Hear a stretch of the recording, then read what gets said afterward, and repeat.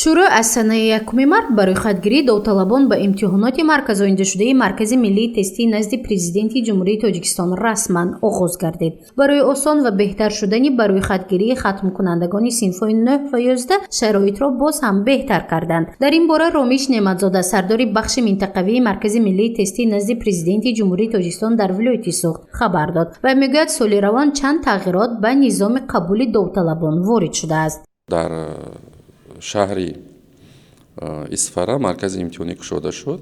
Ҳамасола дар вилояти Суғд манзури мо агар бошад дар 5 шаҳру ноҳия марказҳои имтиҳонӣ барои довталабон бошад. Имсол бо пешниҳоди мақомоти иҷроии ҳокимияти давлатии шаҳри Исфара дар шаҳри Исфара маркази имтиҳонӣ кушода шуд, ки довталабони шаҳри мазкур метавонанд ки аз макони истиқоматии хеш берун нарафта дар маркази имтиҳонии мо ки дар заминаи мактаби байналмилалии контакт ҳамчун маркази имтиҳонӣ интихоб карда шуд, дар он ҷо имтиҳони хешро супоранд. Ҳамчунин имсол дар ҳамаи аксари шаҳрноҳияҳои вилояти Суғд нуқтаҳои ба қайдгирӣ барои аз қайд гузаштани довталабон ташкил карда шуд. Имсол дар шаҳри албатта дар ноҳияи Ҷабор Расулов нуқтаи ба қайдгирии асосӣ ва ҳамчун дар ноҳияи Зафаробод нуқтаи ба қайдгирӣ кушода шуд, чун довталабони ин ноҳияҳо солҳои пешин ба ё шаҳри Хуҷанд ё ки нуқтаи сайёр ташкил карда мешуд. Имсол албатта дар ин ноҳияҳо нуқтаи ба қайдгирии асосӣ ташкил карда шуд. Ҳамчунин нуқтаи ба қайдгирие ки дар ноҳияи Мастчо амал мекард дар давоми 1 моҳ, имсол фаъолияти ин нуқтаи ба қайдгирӣ 2 моҳа карда шуд. Ромиш Неъматзода, сардори бахши минтақавии Маркази миллии тестӣ назди Президенти Ҷумҳурии Тоҷикистон дар вилояти Суғд мегӯяд, соли равон ба ҷуз аз шаҳрҳои Истиқлол, Бӯстон ва Гулистон дар дигар шаҳру ноҳияҳои вилоят нуқтаи ба қайдгирӣ ташкил карда шудааст. Мақсади асосии он беҳтар намудани шароит барои хатмкунандагон ва довталабон мебошад. Маркази миллии тестӣ назди Президенти Ҷумҳурии Тоҷикистон дар соли 2023 дар мувофиқат бо хадамоти зидди инҳисорӣ назди ҳукумати Ҷумҳурии Тоҷикистон арзиши хизматрасониро барои аз қайд гузаштани довталабонӣ ё ки барои иштирок дар имтиҳонҳои марказонидаи дохилшавӣ барои хатмкунандагони синфи 11 300 сомонӣ муқаррар кардааст, ки довталабон ки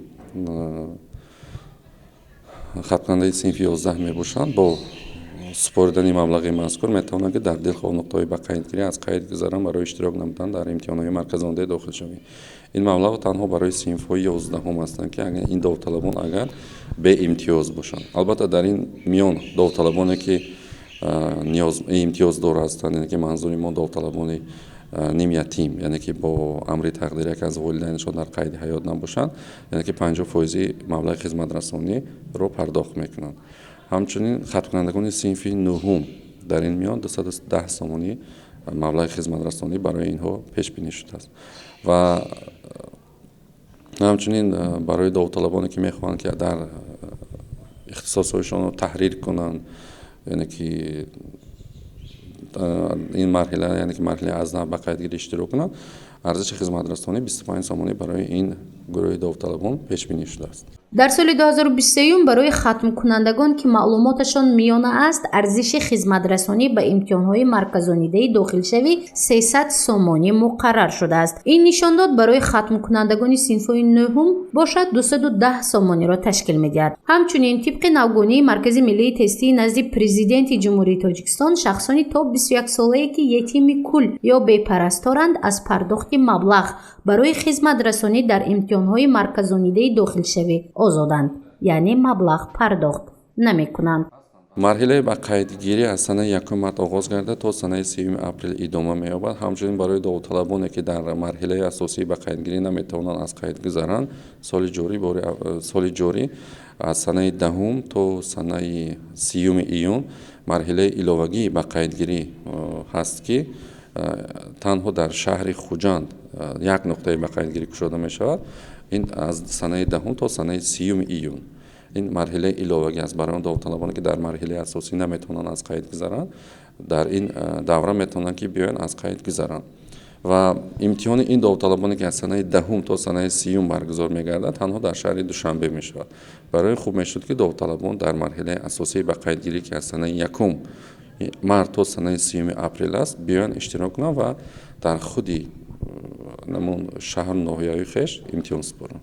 ба қайдгирии довталабон аз аввалин рӯзи баҳор оғоз гардида то охири моҳи апрел ҷараён мегирад. дар ин муддат бояд хатмкунандагон ки хоҳиши дохил шудан ба донишгоҳҳои оливу касбиву хусусиро доранд ба рӯйхати маркази миллии тестии назди президенти ҷумҳурии Тоҷикистон шомил шаванд.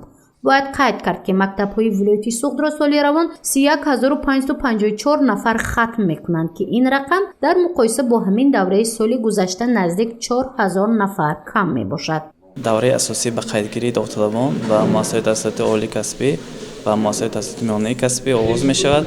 ман худам ҳамчун ба қайдгиранда дар нуқтаи ба қайдгирии ноҳияи Бобиҷон Ғафуров интихоб шудам ки ҳар довталабе ки ба мо муроҷиат мекунанд мо онҳоро ба қайд мегирем. асосан барои ба қайдгирии довталабон се намуди ҳуҷҷатҳо лозим аст. ин якум ҳуҷҷати тасдиқкунандаи шахсият, яъне шиноснома ё ин ки ягон маълумотнома.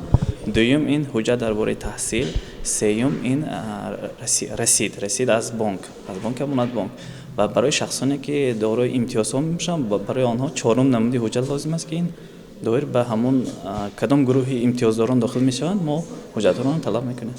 маркази миллии тестии назди президенти ҷумҳурии Тоҷикистон 10 сол мешавад ки имтиҳонҳои марказонидашударо ба роҳ монда довталабонро пас аз санҷиши донишу малака ба донишгоҳҳову коллеҷҳои интихобкардаашон мефиристанд. мақсади асосии ташкили маркази миллии тестӣ ин пешгирии ҳолатҳои коррупсионӣ дар донишгоҳҳову муассисаҳои миёна ва олӣ аст.